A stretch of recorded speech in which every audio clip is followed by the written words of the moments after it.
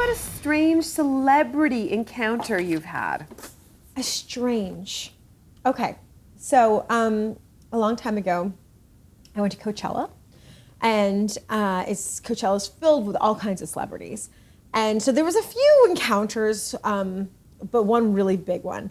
I was there with a group of girls. Now, one of the girls was an actress, and her best friend was a model. And they were beautiful. And this one girl, we got really close, and she kept telling me all about this guy she was seeing and how she just wishes they could start actually dating, but he's so busy, and so the whole weekend she was telling me about this guy. So that night she came back to our place. We had rented a place in Palm Springs, and we were out the back, and we were by the pool, which was a perfect night. And she's like, "Oh my God, he texted back. So we're like, okay. She's like, "Can he come over?"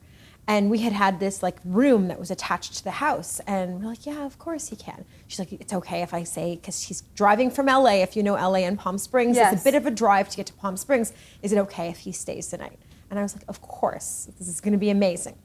So the car pulls in the driveway, and I was doing something else, and I look up, and I swear my husband's heart just fell to the ground, because out of this beautiful car is Jerry Cantrell. And if you don't know Alice in Chains, it's Jerry Cantrell is a god in the music industry. He's just a god. Everyone thinks he's a god. So Jerry Cantrell gets out of the car, and I look over at my friend, and I was like, "Is this your guy?" She's like, "Yeah." And it just, for some reason, and maybe it's because in LA, they see celebrities all the time. They're associated with them all the time. And for us, it's a bit foreign. But she just never told me it was Jerry Cantrell. So he slept over. My kids were there. Oh my God. So they had this romp. They were, on the other side of the house. But yeah, they were together, and I'm sure they were having sex. And I remember Joel's like, "What should I make for breakfast?" What do you make for Jerry Cantrell? Yeah, he just did bacon and eggs.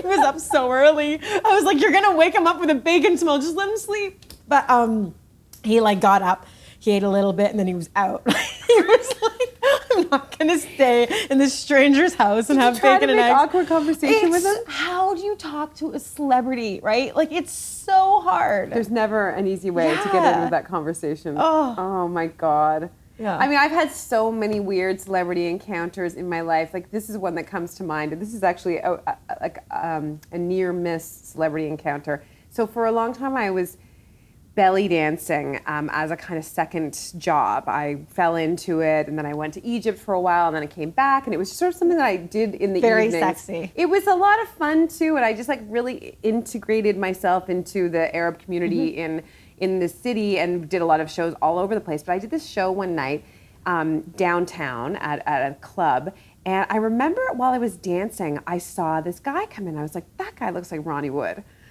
From the Rolling Stones. Yeah. And I was convinced, and all my friends were younger than me, and they were like, "I don't know who you're even talking about." So I was like, "I know that's Ronnie Wood." But then he kind of swooped in and swooped out again. I tell you this because then a couple of weeks later, I got a phone call from my agency saying, "We're wondering if you're available to do a birthday party, to belly dance at a birthday party." And I was like, "Oh, okay." And they were like, "It's a Tuesday night, and it's for a 60th birthday party." And I was like, "No." I said no because I decided just before that I was working too hard. I had a day job, and I kind of was like, I need to have some boundaries in my life, and so I'm not going to be doing shows during the week, and I'm specifically not going to be doing a show for a man. Man birthday party just seems 60-year-old guy. I get it. Forget it. Seems a little like it could be a little sleazy. Right? Yeah. It was an easy say no. Yeah. Then the next day I got a phone call from the woman who I knew, another belly dancer who took the gig because I didn't do it. And she's like, "Girl, do you know what we did last night?" And I was like, "What?" She's like, "We did Mick Jagger's birthday party." Oh my God. And it was like, what? Oh my God. What? I missed it. So, and then all the pieces, it was like, click together. I was like, Ronnie Wood came in, saw me, decided that this would be a good idea, and then organized this birthday party, and then I didn't go into the show.